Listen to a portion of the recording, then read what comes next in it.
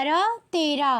राधे राधे मित्रों, दुर्गा सप्तशती का 12वां अध्याय पुण्य स्तुति पर आधारित है।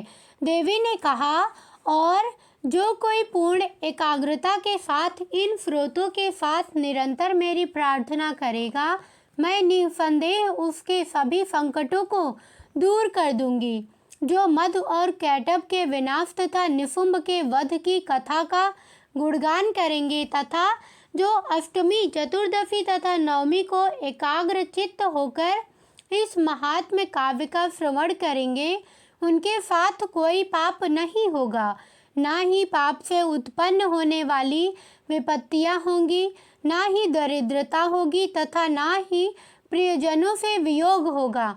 उन्हें शत्रुओं से, लुटेरों और राजाओं से, शत्रुओं, अग्नि और बाढ़ से भय नहीं होगा। अतएव मनुष्य को मेरी इस महात्म्य काव्य का ध्यान पूर्वक जप करना चाहिए तथा इसे सदैव भक्ति पूर्वक सुनना चाहिए, क्योंकि यह कल्याण का परम मार्ग है। मेरी कीर्ति का यह काव्य समस्त महामारियों तथा त्रिविध प्राकृतिक आपदाओं का नाश करे। जिस स्थान पर यह काव्य प्रतिदिन विधि पूर्वक गाया जाता है, उस स्थान को मैं कभी नहीं छोड़ूंगी तथा वहाँ मेरा होना निश्चित है। बलि देते समय, पूजा करते समय, हवन में तथा महापर्व पर मेरे कार्यों का यह संपूर्ण महाकाव्य अवश्य ही गाया तथा सुना जाना चाहिए। जो भी बलि, पूजा तथा हवन किया जाता है, उसे मैं प्रेम पूर्वक स्वीकार करती हूँ, चाहे वह ज्ञान पूर्वक किया जाए या नहीं। शरद ऋतु में जब महान वार्षिक पूजा होती है, उस समय जो मनुष्य भक्ति पूर्वक मेरी इस कीर्ति को सुनेगा, वह मेरी कृपा से निसंदेह सभी कष्टों से मुक्त हो जाएगा। और जो भी चैत्र नवरात्र में मेरी इस कथा को सुनेगा, उसके भी सभी कष्ट दूर हो जाएंगे और धन, धान्य तथा पुत्र से युक्त हो जाएगा। मेरी इस कीर्ति तथा शुभ दर्शनों को सुनकर तथा युद्ध में मेरे पराक्रम का वर्णन सुनकर मनुष्य निर्भय हो जाता है।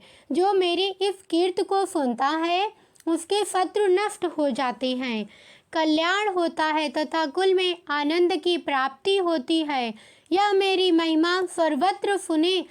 प्रायश्चित के समय, बुरे स्वप्न देखने पर तथा जब ग्रहों का बहुत बुरा प्रभाव हो, ऐसा करने से अशुभ संकेत दूर हो जाते हैं, ग्रहों का अशुभ प्रभाव भी दूर हो जाता है तथा मनुष्य द्वारा देखा गया बुरा स्वप्न भी अच्छे स्वप्न में बदल जाता है। यह बच्चों के वश में अर्थात बुरी आत्माओं के बच्चों में शांति उत्पन्न करता है तथा जब मनुष्य के बीच में दरार पड़ जाती है, तो यह उनके बीच मित्रता को बढ़ाने वाला सबसे अच्छा उपाय है।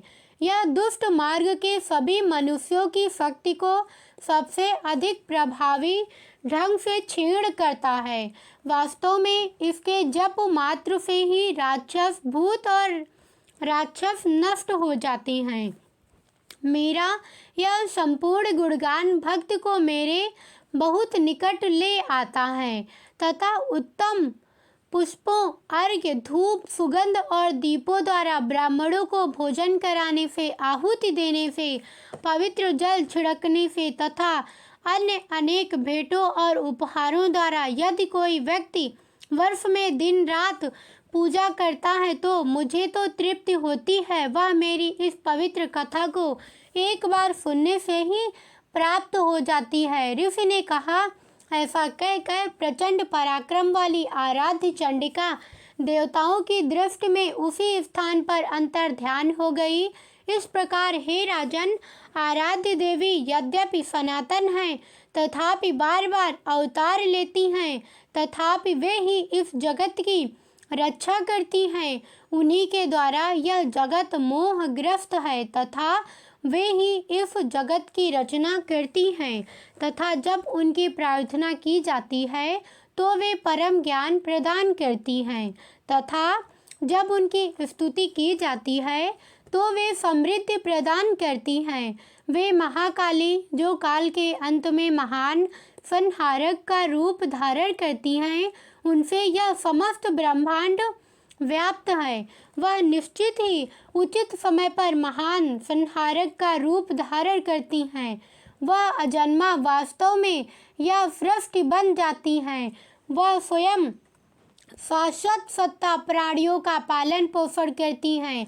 समृद्धि के समय वह वास्तव में लक्ष्मी हैं जो मनुष्यों के घरों में समृद्धि प्रदान करती हैं, और दुर्भाग्य के समय वह स्वयं दुर्भाग्य की देवी बन जाती हैं और विनाश लाती हैं। जब उनकी स्तुति और पूजा फूल धूप इत्र आदि से की जाती है तो वह धन और पुत्र प्रदान करती हैं और धर्म और समृद्धि जीवन की ओर उन्मुख मन प्रदान करती हैं। यह मार्कंडेय पुराण के अंतर्ध्यान सामवर्णी मनु के काल में रचित देवी महात्म का पुण्य स्तुति नामक 12वां अध्याय समाप्त होता है। दुर्गा सप्तशती अध्याय 13। दुर्गा सप्तशती का 13वां अध्याय सुरथ और वैश्य को वरदान देने पर आधारित है। ऋषि बोले, हे राजन, मैंने तुम्हें देवी की महिमा का यह महान काव्य सुनाया है। देवी ऐसी महान शक्ति से संपन्न है, उन्हीं से यह संसार चलता है। भगवान विष्णु की मायावी शक्ति से ही ज्ञान प्रदान होता है, उन्हीं से ही तुम यह व्यापारी तथा अन्य विवेकशील मनुष्य मोह में पड़ रहे हो, और अन्य लोग भी पूर्व में मोह में पड़े थे और भविष्य में भी मोह में पड़ेंगे। हे राजन, उन परम ईश्वरी की शरण में जाओ। उनकी पूजा करने से मनुष्यों को भोग, स्वर्ग तथा मोक्ष की प्राप्ति होती है। मार्कंडेय जी ने अपने शिष्य भागुरी से कहा, हे महामुनि, राजा सुरथ जो अपनी अत्यधिक आसक्ति और राज्य से वंचित होने के कारण हताश हो गए थे, और व्यापारी ने यह कथा सुनाकर महान ऋषि के सामने कठोर तपस्या की और तुरंत तपस्या करने के लिए चले गए। राजा और व्यापारी दोनों अम्बा के दर्शन प्राप्त करने के लिए एक नदी के रेत तट पर खड़े हो गए और सर्वोच्च देवी सूक्ति देवी का भजन का जाप करते हुए तपस्या की। नदी की रेत पर देवी की एक मिट्टी की मूर्ति बनाकर उन दोनों ने फूल धूप पवित्र अग्नि और जल के अर्घ से उनकी पूजा की। अब अपने आप को संयमित करते हुए अपने मन को पूरी एकाग्रता के साथ माँ की भक्ति में लगाते हुए उन्होंने अपने शरीर से निकाले गए रक्त से छिड़के हुए बलिदान दिए। जब उन्होंने संयमित मन से 3 वर्षों तक उनकी आराधना की, तब जगत की पालनहार चंडिका प्रसन्न हुई और प्रत्यक्ष रूप में उनसे बोली। देवी ने कहा, हे राजन, तुम और तुम्हारे परिवार के लोग जो कुछ मांगते हैं वह सब मुझसे प्राप्त करो। मैं प्रसन्न होकर तुम दोनों को वह वरदान देती हूँ। मार्कंडेय बोले, तब राजा ने एक ऐसा राज्य चुना जो दूसरे जन्म में भी नष्ट ना हो और इस जन्म में ही अपने राज्य की पुनर्व्यवस्था हो, जिसमें उसके शत्रुओं की शक्ति बलपूर्वक नष्ट हो जाए। तब उस बुद्धिमान व्यापारी ने भी, जिसका मन संसार के प्रति वैराग्य से भरा हुआ था, उस ज्ञान को चुना जो मेरा और मैं रूपी आसक्ति को दूर करता हूँ।